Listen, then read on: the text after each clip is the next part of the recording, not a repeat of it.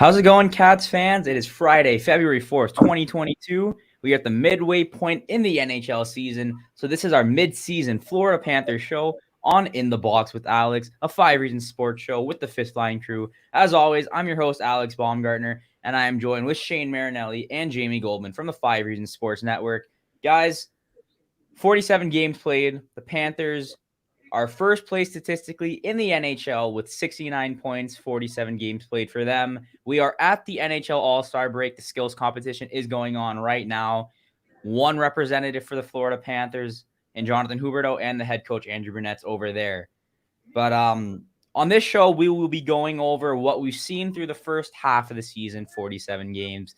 The Panthers don't play for another 12 days, which is against Carolina on February 16th. That's one of the makeup games that they put in during the Olympic break because the NHL players aren't at the Olympics this year. But first of all, let's start talking about the best player in the NHL. That's Jonathan Huberto. He leads the league in points, in scoring and assists. He is actually one assist per game at 1.0, and he is one of the favorites for the Hart Trophy. So, Shane, let's start with you. Coming into this season, especially after that last playoff run, were you expecting a season like this from Huberto? Obviously, we knew he was a great player, but he is statistically the best player in the NHL and, quite frankly, one of the top three guys for the Hart. Yeah, I think, does everyone kind of remember that image of him on the bench in Tampa? Yep, I know you sent that to our chat right after it happened. Yeah, and it was like just one of those, like, even at the time, there was people were like, is he going to stay with us, right? I know that's always been kind of long rumored with Huberto nonetheless, but you just felt like that kind of, in 2016, the team was super young. It was kind of carried by Yager, and that was kind of a thing. And then they kind of took a step back. And last year was kind of that first, I guess, like in basketball and hockey, that teams kind of have to get a little blood in the mouth and like lose in the playoffs before they make the run. We even saw that happen with this Tampa team when they got swept by Columbus. Not that it was the same, but it had that feeling. And now Huberto is just on this war path that you kind of just felt coming. Right, that this type of season, everything's put together. You think back to, so I've almost totally forgot about the year that he opened up with the Achilles injury and how long ago with that, and it's just kind of built, and everything. He's played on the 9-1-1 line all year, and that's just worked so well, and his ability to just. I think I joked in a chat when one game, I think it was maybe against Seattle, one of the away games, that like he has eyes in the back of his head on just some of the passes he makes.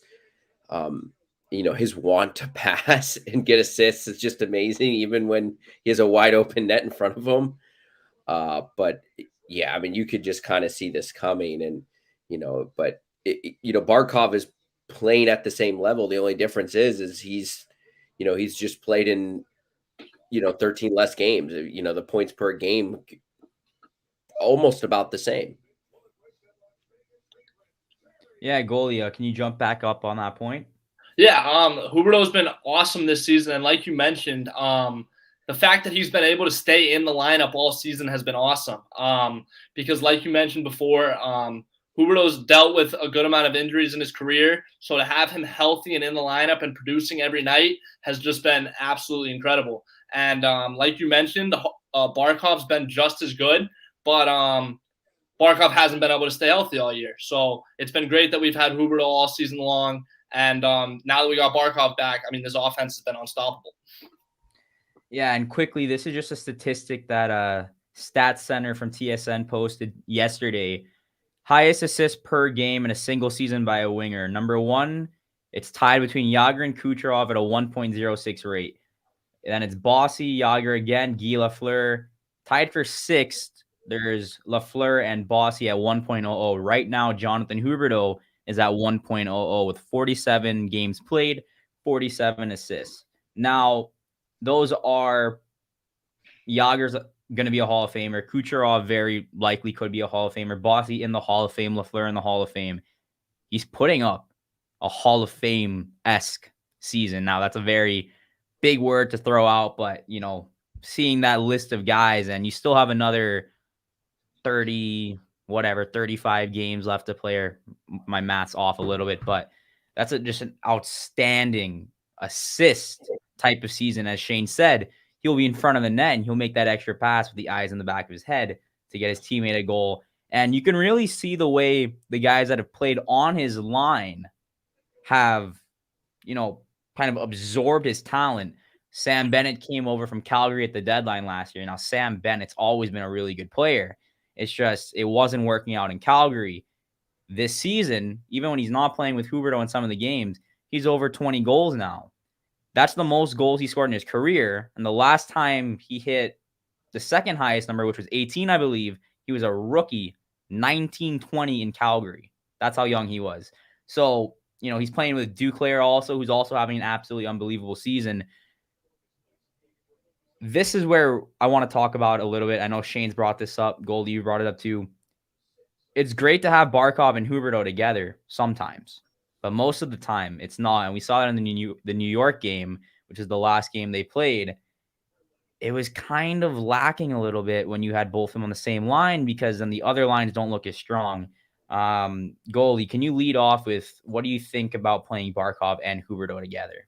I've never been a fan of putting Barkov and Huberto together. I think a lot of Panthers coaches in the past have kind of used that as, in panic, that's what they go to. The offense isn't producing. I'm freaking out. I'm panicking as the coach. I'm putting my best two players together. But when you look at this team and the success that they've had this season offensively, there's no reason to put them together. And like you mentioned just now, putting them on the same line makes the team a little bit top heavy. And what's up, Manny? How you doing? Makes the team a little bit top heavy, and the other lines aren't as strong. All season long, Huberto's been with the Bennett and Duclair line, and that line has been producing amazingly. You can't ask for more. So I personally don't like the move putting Huberto and Barkov together. I think they're both strong enough players that the Panthers can have a 1A, 1B line with them separated. Right. Yeah. And we can even joke a 1C line, the way that third line came together the last week. Wow. That's just, they keep finding lightning in a bottle. Yeah. It's also just their games. Huberto and Barkov are much more pass first, point guard overall guys. And I know it's like kind of the desperate act thing, but even in kind of a desperate act, their game is still at the best when they're facilitating, right? When Barkov's getting it through the blue line and making that first real good pass. Same thing with Huberto, right?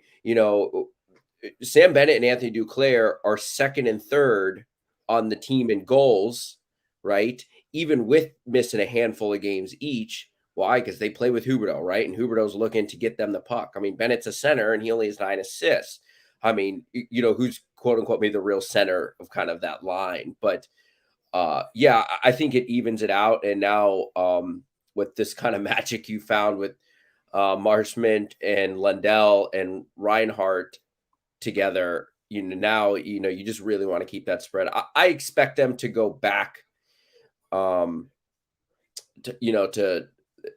Huberto on the second line.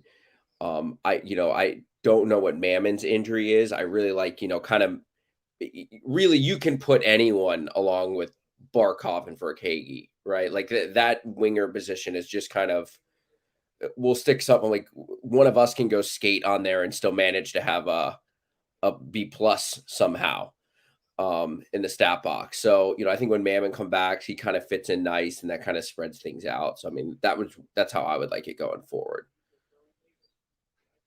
Manny, you have anything to say about Barkov and Huberto? I mean, listen, I'm not going to alarm the panic button.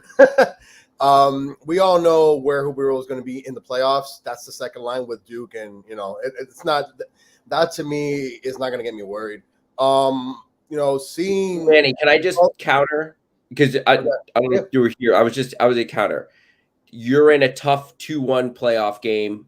Panthers offense isn't clicking. You're on the road. It's one of those games. That's where I was going to go with this. Was I don't blame coach for putting them both in a final game before the midway point, just to try to see if there was any type of energy that could have been, I guess, gained from it. Do I like it to happen on a consistent basis? Absolutely not, because it's like, any team that you get your best two players and put them on one line, you're basically sacrificing lines 2 through 4, in all honesty. So I don't think that seeing Huberto and Barkov on the same line is going to be something that consistently happens. But this is where I think, Shane, and you know what? I am going to give you some credit. I didn't really see the road games as being, yes, you wanted to see a couple wins. You want to see a consistent start from the road. Hasn't been really there yet, right? So, like you said, it in a game, maybe in a clinching scenario, or maybe you're down in a series and you're on, you're basically got, and your offense is just absolutely not clicking. Power play is not doing anything. You would hope, though, if your offense is not clicking, your power play is not doing well, that your penalty kill and your goaltenders are at least keeping you in the game. That's the other part of it that we'd hope for, because you can score as many goals as you want, but if you give up just as many and you play lazy in the zones, it's not going to matter. Again, I don't see these two guys being on the same line for the majority rest of the season going forward. Now, if coach wants to try it out here and there, listen, there's no better opportunity than to do that right now. You have total leeway to try to do that. Now, to sacrifice a couple points here and there, right? What if you up 2-1? No, I don't think so. If you're down 4-0 in the third, 5 minutes to go, okay, I can see that. But I really don't think we should be panicking. Again, I don't blame coach for trying to do this, against the Rangers, which, man, it just seems like they always play us tough, right? It's sincerely aggravating being in the Garden and not being able to win there on a consistent basis. So, yeah, I don't think it's nothing to be worried about. Now, if injuries happen to either or, that's a different story. Now, crap, right? Because hey, listen, it's part of the game, bro. It's part of the. I mean, listen, if you look at the stats right now, okay, the second Panther in points is Reinhart. He's 20 behind Huberto. 20. That's unheard of to me, unless maybe we go back and see Mario Lemieux's number with Yager, or maybe about 8-9 years ago when it was Kane and Tays. But this is just absolutely, he's killing it right now. So again, if coach wants to do this, I have no issues with it. I don't think it's going to be something consistent for the season. But again, for the playoffs on the road, especially, I see where you're going with the Shane. So that's basically where I think. All right, and that brings us to our next point. We're going to talk about Sam Reinhart, as well as that 1C line, because that third line is not a third line, led by 20-year-old rookie Anton Lundell, who is tied for second in rookie scoring. Congrats to him on winning the award, Rookie of the month, right? Rookie of the month, Rookie of the month, over a point per game in the month. He also tied the Panthers' rookie record. No, broke the Panthers' rookie record with 5 points in a single game. The same game his line mate Mason Marchment tied the Panthers' single game record with 6 points in a game, who Oliokin, former Panthers captain, was the only other player to do that. That third line of Sam Reinhart, Anton Lundell, and Mason Marchment is ridiculous. Reinhart came over in the offseason from Buffalo. He is 44 games played, 44 points. That's a point per game. And he had a little slow start coming to South Florida, as you normally would when you're coming to a new environment. But man, has he really, really stepped it up. And he looks natural playing with Lundell and Marchment. I think that's a very, solid line. Lundell plays like a 25-year-old. He looks like Barkov if Barkov was 30 pounds lighter. He's a very small player compared to Barkov, but you got a 20-year-old playing penalty kill, second line power play, winning face-offs when you need it. 12th overall pick. That's a home run by that brass. Manny, what do you think about that line, and which player has stood out the most for you out of those three? Because it's tough. It's tough. Yeah, no, it's tough, but you got to give it to the rookie, though, right? I mean, listen, Reinhardt's been in this league before, right? Again, bad situation with him. Then he finally finds a permanent home here. But you got to give Lundell tons of credit, man. I mean, this man has been learning on the fly, and he's been actually putting up quite a performance with it. So I don't know about you guys, but if I started a new job and if I perform like Lundell, I might be manager by the end of the week.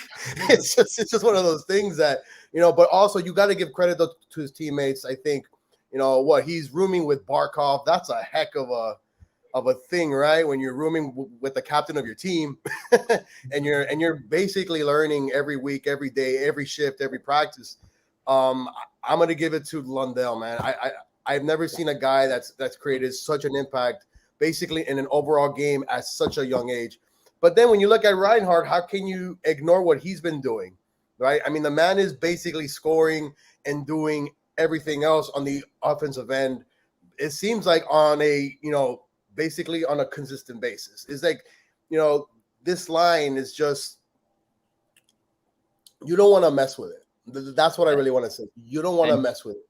Quickly before goalie goes in, Mason Marchment is over a point per game. He has 23 points in 22 games. Now, obviously, that 4-game heater he had towards the end of the before the All-Star break really helped that. But Anton Lundell is third in the NHL in takeaways and first amongst forwards. Second place is Mackenzie Weegar. Fourth place is Jonathan Huberto. So the Panthers have the second, third, and fourth place in terms of takeaways, only behind Alex Pietrangelo of the Vegas Golden Knights, and Weegar's only one behind him. So defensively, your forwards are putting in the work, and you have a 20-year-old who's plus 25 leading the league for forward takeaways. It's quite remarkable. Goalie, what do you think about this third line? I mean, the third line's they've been unreal.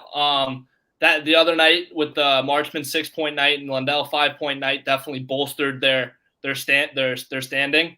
But when you look at this Panthers team and like especially the guys on the third line, maybe not so much Lundell, but with Reinhart and Marchman, they're guys who have not had consistent success in this league, and now they're finding themselves in Florida, and they're really proving themselves, and they're using this season to really show everyone that, hey, we're here and we belong here. Especially with a guy like Mason Marchman, who has been in and out of the lineup in his career. He's been kind of a bubble guy. He's been fourth line. He's been in the AHL. He's been up. He's been down. For a guy like him to be performing at the level that he's been performing, that's really remarkable. Manny, you gave it to Lundell, but I'm going to give it to Marchman because he's just been so great, and he's been so, you wouldn't expect it out of Mason Marchman. With the 20-year-old Lundell, he's a 12th overall pick. Everyone was calling him Mini Barkov when he entered. You expect that out of Lundell, but out of a guy like Marchman who's been scrappy and he's been in and out of it, I really love that from Marchman. Yeah, no, and I guess, Goldie, to go back to your point, it's to me, it's quite hard when a third guy basically is looked at as maybe like the third person in the whole line. Because when you have guys like Reinhart and Lundell, it's like, well, where can that third player fit in? And I think as the season has been going on, Marchman's been realizing, listen, I could be that physical guy. And when I get hot, that's benefiting everybody. That's benefiting me, my line, and my team. And that's the type of leadership that you want going forward, because at the end of the day, the journey here is for everybody to do a part. It's not about who can score the most, who has the most points. If you have a line like this that plays on a consistent basis, and it's not even top two, I mean, and they could basically play with anybody, right? You know what I'm saying? It's like if one guy is not having a great stretch, you can always count on Lundell. And I think Alex even mentioned it. He's leading the league in 4 takeaways, and it's creating chances going forward for Reinhart and et cetera, right? Like, those are things that when you speak about a third line, you don't really think about it much. But, man, again, credit to Marchman. He's figured out a way to fit in, and he's just getting better and better. So that's one line I think that coach shouldn't need to go and experiment too much. Shane, Sam Reinhart was a top was he the second overall pick? He was the second overall pick in that Aaron Ekblad draft. Same draft that Sam Bennett went 4th, Leon Draisaitl went 3rd, Edmonton Oiler. Every year in his career, full season, more than 9 games played, he's hit 20 goals or more all but 1 year, which he had 17 in 2016, 2017. He has 16 goals in 44 games this year. He could possibly crush his goal total too. So what have you seen from him? It's been almost quiet, right? Like, there's been small stretches, but he just kind of goes about it and gets his business, gets in front of the net. The Panthers have so many guys that, do a lot of the sexy skill stuff and the passion and stuff. And he's a little bit more of just get in front of the net, tip a puck type guy, or, take a quick shot from the slot. I mean, he's had a couple really beautiful goals this year, but I think, he's quote unquote the veteran on that line. And I think they all just fit together, right? Like he's going to do his job. He's going to do, Marchman's kind of the crazy big bodied guy. He's going to go out there and fight. And fight in front of the net. Like the goal, he had against San Jose where he is just digging with his stick there. And, Reinhart's going to do the other thing. They fit so nicely. But the good thing about Reinhart is, in case of injuries, you can easily move him up and down all four lines, right? He might be the most. He can also play center if you need him to. Yes. So he kind of seems to fit, all the lines, and he's also playing better as the season kind of wears on. Remember, I think those first couple weeks, it was like, where do I fit in with this team with all this talent? And, now he's just kind of found, his spot. Yeah. And quickly, I did say 2015 draft. That was the 2014 draft. He was selected. 2015 was the draft McDavid went one, which is in South Florida. But that third line, no question, is not a third line. Andrew Burnett has said that they bring energy. When asked about Mason Marchman's game, he said he's one of the hardest guys to get off the puck in the league. When asked about Anton Lundell, he said he just keeps getting better every game. And Mason Marchman says the last couple press conferences ride the wave, and that's clearly what this line has been doing. Whatever wave they found, they're riding it. Now, we've talked a lot of good. I think it's time to discuss Can I do one more quick good? One more quick good before we change. Of course, Shane wants to do one more good. Owen Tippets played better the last 5 games. I'm really hard on Owen Tippett. His game. I was waiting for you to say it first.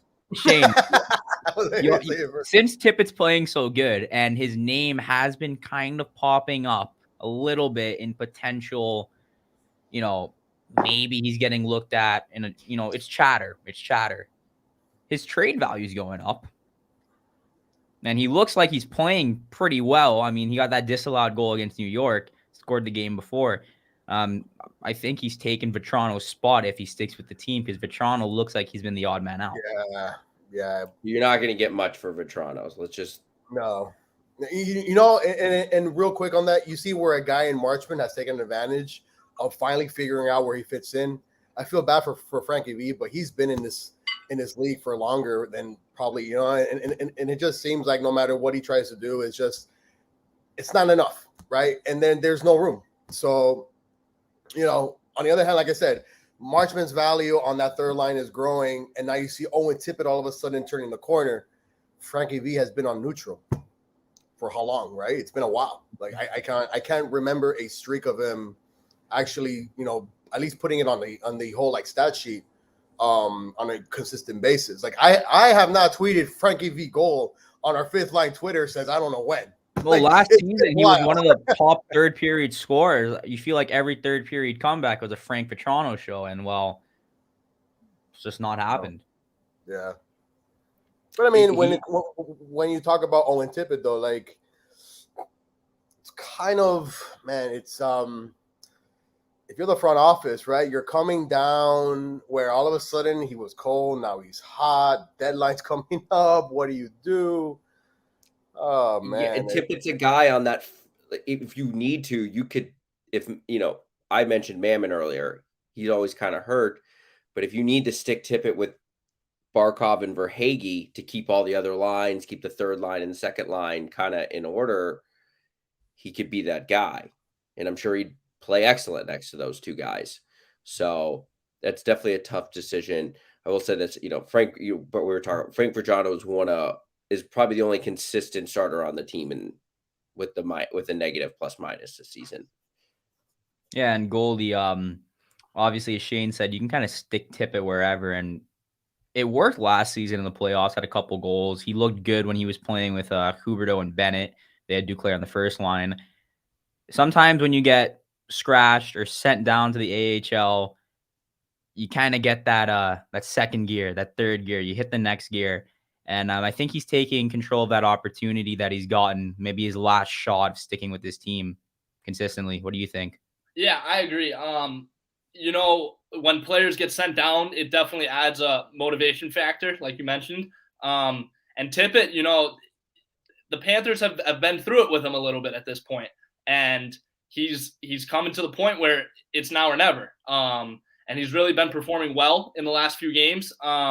But from the Panthers' perspective, from Bill Zito's perspective, it's an interesting situation with Tippett because, like you mentioned, he's playing well. His trade value is going up, but he's playing well. Do we want to move him? So for Bill Zito, it's a question of how much do we value Tippett versus what can we get back for him? And is what we can get back for him worth moving him, or do we want to keep him and hold on to him long term? Well, like as Manny's showing the stats right now, Owen Tippett for Toronto, same amount of points, 1 game more played for Tippett. Look at the age. He's 22 years old. And as Goldie said, Frank Toronto has a -5. Yeah, whereas Owen Tippett is in the plus. But look, the goalie makes a great point. And this is where I want to transition a little bit because they're probably going to start looking to make a move for a defenseman, and lots of top-end analysts that have sources around the league, not Florida Panthers beat writers, have said that the Panthers are going to be in discussion for a lot of these defenseman trades. The only reason I trade Owen Tippett is if Jacob Chikrin's on the other end. That's the only way I trade a 22-year-old who has showed the upside. And there is other trade targets. Ben Sherratt's name has popped up a few times from Montreal. I don't think they would make a move for Jeff Petrie. Sherratt might be the guy if Florida goes towards Montreal. But that's going to be a tough decision because Owen Tippett was a first-round pick. I think he still has top 6 potential. You can slot him in wherever. He's a good player. I've been a big Owen Tippett guy. But the Panthers are a favorite for the Stanley Cup. They're going to have to make some moves, and big-time roster players aren't getting dealt. So, yeah, if you watch, especially, we'll talk about the road woes. They're good, but sometimes I don't think Uyghur's played great lately. I think he gets a little kind of sloppy. I mean, yeah, it's fun. The games they score 8 goals, 9 goals. I mean, they're going to get 10. We want 10 this year. I feel like it has to happen once at this point. There's still some defensive issues, and especially on the road, these games where it just feels like they just kind of dud it up, right? And they were always down 2-0, right? Or kind of feels like it from the get-go. Yeah, it's always, the second night of a back-to-back in the Heat in Denver. Sometimes they feel that way. I mean, I'm sorry, the losses to Seattle are just, they're rough, so I think they really just got to kind of add those games where they don't have like your kind of high-flying Panthers energy like they do at home. They got to kind of win those ugly ones, and I think, they obviously need another defenseman, to kind of get those games. Oh. And sometimes Uyghur and Ekblad, not so much Ekblad, but they get a little aggressive. They don't do some of the things you need to do just to kind of sneak out the victory on the road. Well, this is another point that I did want to bring up. And as we saw the last couple of games, it was very evident the defensive zone turnover, specifically from those two, led to goals the other way. I remember one game, Ekblad turned the puck over twice in the offensive zone. Once Spencer Knight kind of threw him a bone, but still it was a bad turnover. Both of these guys turn over the puck a little bit too much for top 2 defensemen on the team. And that kind of worries me because the defensive zone play has been a little sloppy towards the back end of these games before the All-Star break. And yeah, maybe another defenseman can split them up. If you get another top 4 guy, then you can break them up. Remember, they are both right-handed shot defensemen. The Panthers have a lot of those. You can make a move for a left-handed shot defenseman, Chikrin, and then you can split them up and have a very top-heavy top 4. But I think the D-zone turnovers, specifically on the road, where they're 9-7-5, haven't helped the team. And sometimes you're leaving your goalie hung out to dry like that. What do you think, Goldie? Yeah, I agree. I mean, the road struggles they've been tough, and I don't think they've been completely on goaltending. like you said. Sometimes Knight is hung out to dry down there, and especially with a young goaltender like Spencer Knight, if he's playing in some of these games like he did the other night in New York, it's tough for a goaltender like that when he's getting hit and he's getting sloppy defensive play in front of him, and he's got to make up for that. He's too young. He hasn't been in the league long enough to shoulder that kind of burden. I saw one of the comments pop up, they should split up Uyghur and Ekblad. As of right now, I don't think that's a move that they need to make, because you could split them up, but who are you going to put with Ekblad if not Uyghur? You could put Montour. You could argue Forsling, but is that really going to make anything better? Because that's just going to make – it's the same six defensemen when you look at it. So I definitely think a move definitely needs to come.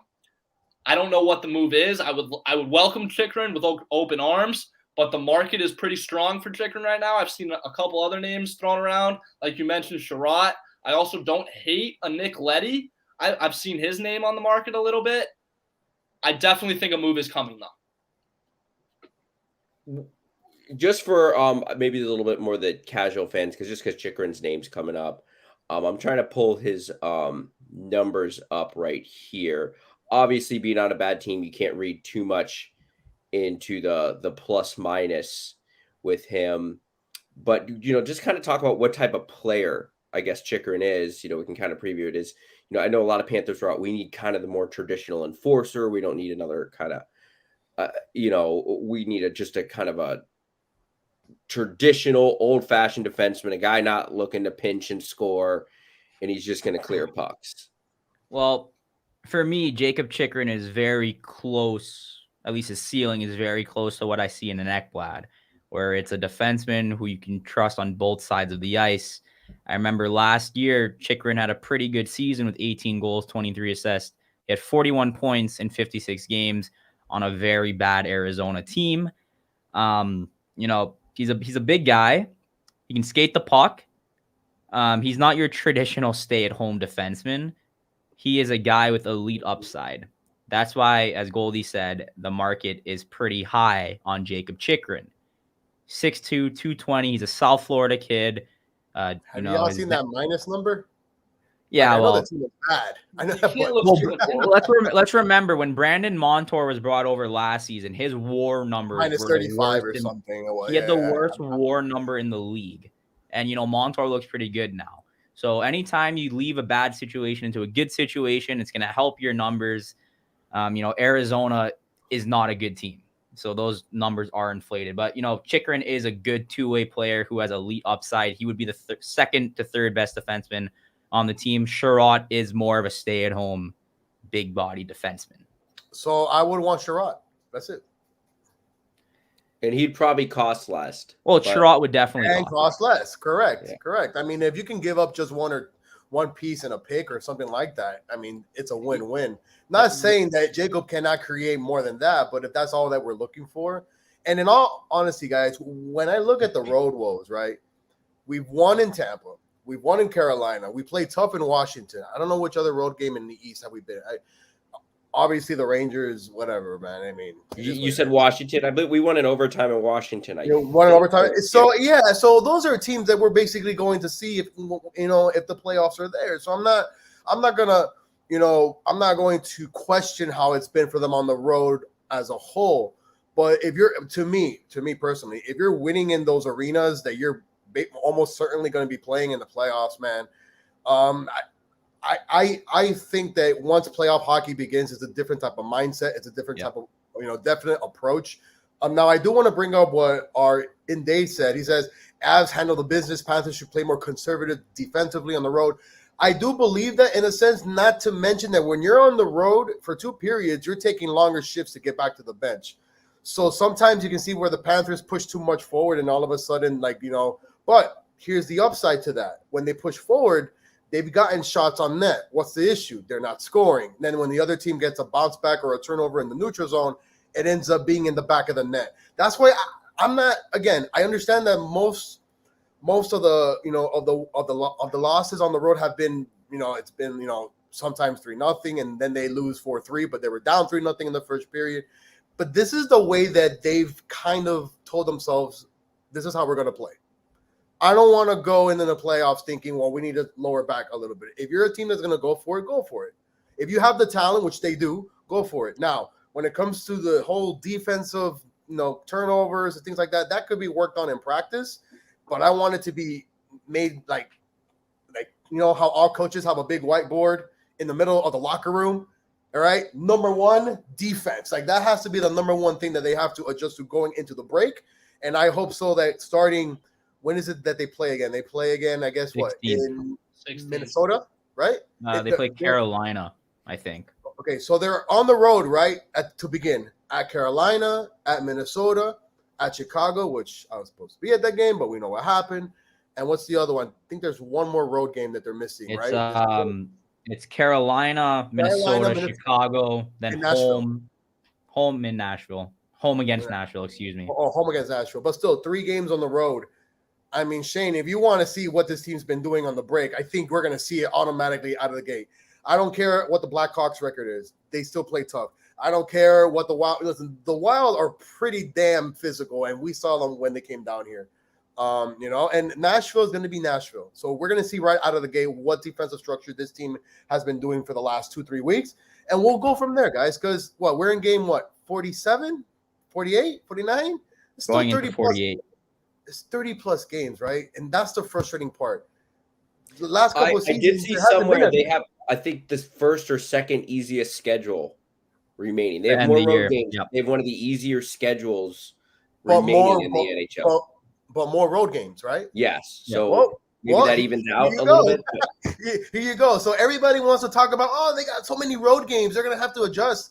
But then you look at the level of opponents. You shouldn't be down on a consistent basis 2-0 or 1-0 and then turning over the damn puck for the first period. And then you wake up in the second, right? You're not always going to win games like that. But that's the way that they've been doing it. That has to change a little bit because you don't want to get to that whole momentum thing going into the playoffs thinking that way. I will say on the road losses, a large portion of those games have been 1-goal games. So, and that's with the bad defense in your offensive zone. That's with the slow starts offensively. That's like when it's 23-3-0 at home. The second the pucks drop, they score a goal. Like you're still getting your beer at the Funky Buddha downstairs before they score the goal, right? Mm-hmm. After this break, real quick, and Alex, thank you. Okay, so it's not the long shifts that happen, but what does end up happening most on the road is that the road team has to basically send out their first line first, correct? And then the home team can play their matchup. So if you put the fourth line out there, the other team will put their first line out there. It's a matchup game. Yeah.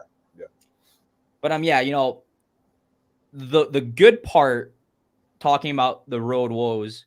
A lot of games, 1 goal. A couple of them, you were missing some of the guys.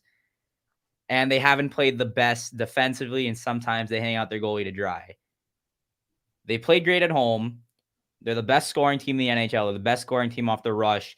You know your lines by now. You clean up 2 things, this team is almost unbeatable. That's my point. I think adding a defenseman, which I would say not almost a guarantee, but pretty close. They'll add someone at least, right? It might not be the big one. I thought Zito said something interesting the other day. I can't remember exactly where I read it. That, it's not all about, just getting the most talented player at the break. It's someone like that's going to fit. And I think this team doesn't need a huge talent injection. It just needs something that's just going to fit and make it a little deeper, right? So, there's not a ton of pressure. That's why, brought up the Sherratt, he'd probably just be fine. It's just a little bit more depth, right? And Shane, Zito can find someone that we don't even know exists. And he has like Pat Riley trust at this point where it's like, yeah, okay. So I think someone said it, like I was listening to somewhere, it's like almost like the Rays in baseball. It's like, well, if Zito wants this guy, we should consider what's going on. Right. Well, why does Zito want this guy? So we're at that point. So I'm confident they'll make a change. I'm just more concerned about sometimes it's just, it's those low energy games on the road. Right. And yes, there was some of the COVID issues hit when they're on the road. The Rangers the other night was tough. It was their 3rd game in 4 nights, right? You also got to think. I mean, Shane, when you're in the playoffs, aren't you playing every other night? Yeah, but for the majority. So I would also say that.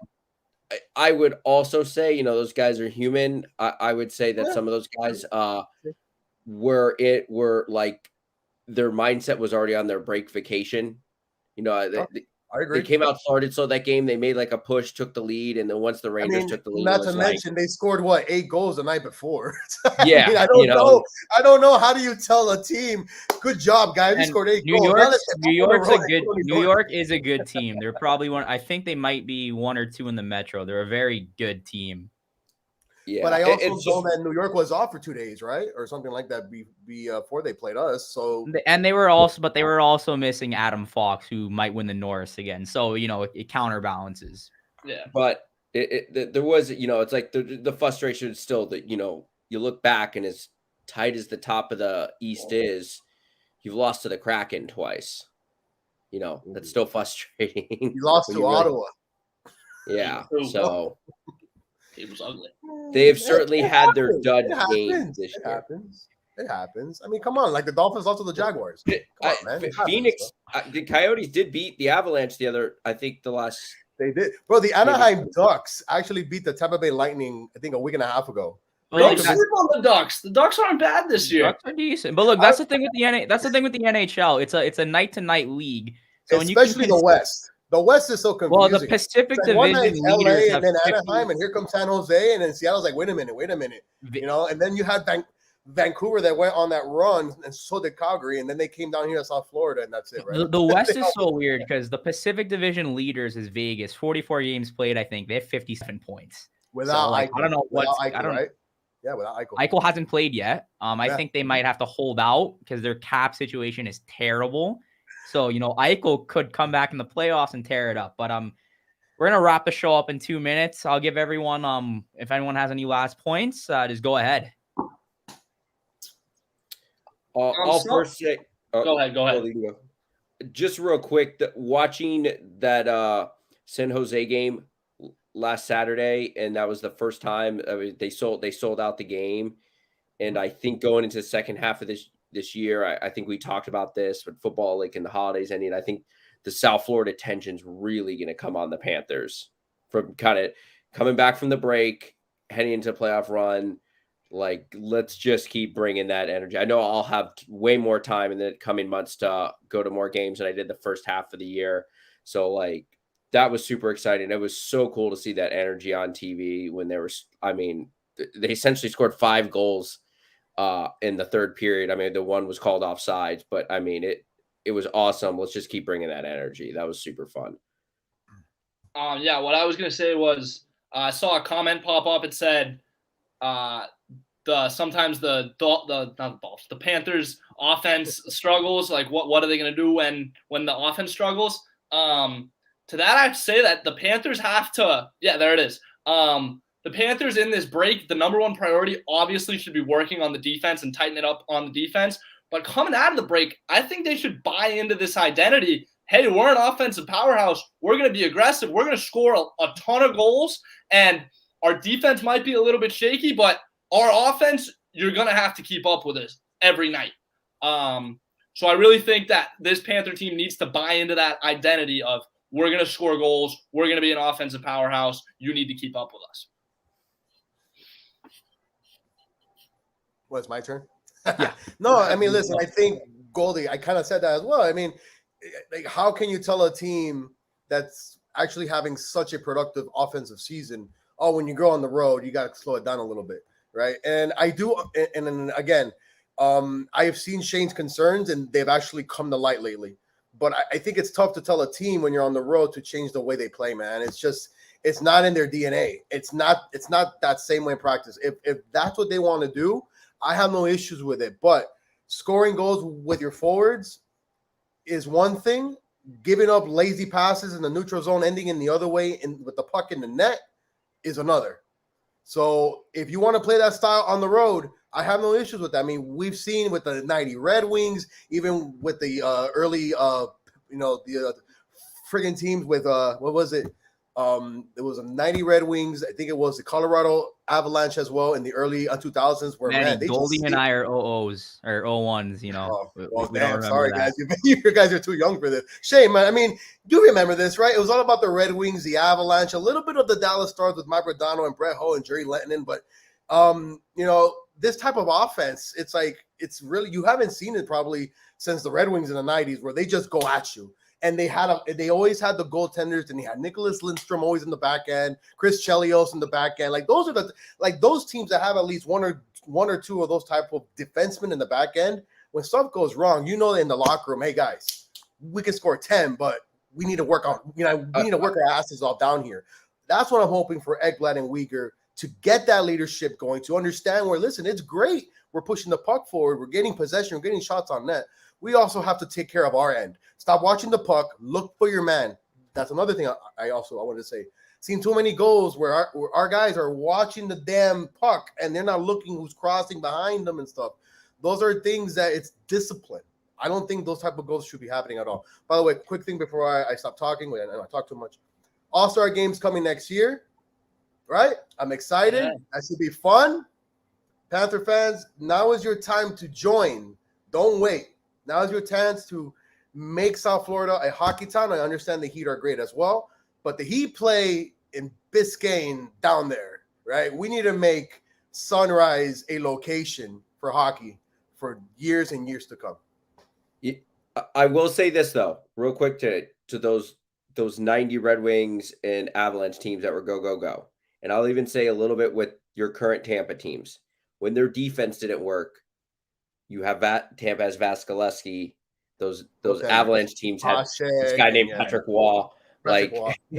So hey, I was trying to be nice. Go. Defense could be average. The goalie's going to bail us out at the very least. I think our goalies have been good this year, but we're talking about Patrick Waugh and Andre Vasilevsky, right? Like, are they at that level? So just something to consider. All right. Well, we're going to wrap it up on that point. But Bob has looked like he could win you games now. But we're going to leave it at that because until it's playoff time, I'm going to keep my mouth shut about the goaltending situation. Thank you so much for watching, and we really appreciate all the love in the comments. We see you guys showing all the love. Make sure you follow us on Twitter at FifthLine5R. We give you all the score updates, game updates, and every other update. Make sure you follow all the guys on Twitter as well and subscribe to the 5 Reasons Sports YouTube channel. Turn on the notifications because we do these shows pretty much every week. We also have Odd Man Rush from David Dwork on Mondays, I believe, at 2 p.m. Panthers are the best team in the league. The fans are showing out to the games. You guys are showing love here at the network and on Twitter. We really appreciate it. From the guys over at the Fifth Line 5R crew, take it easy and enjoy the All-Star game.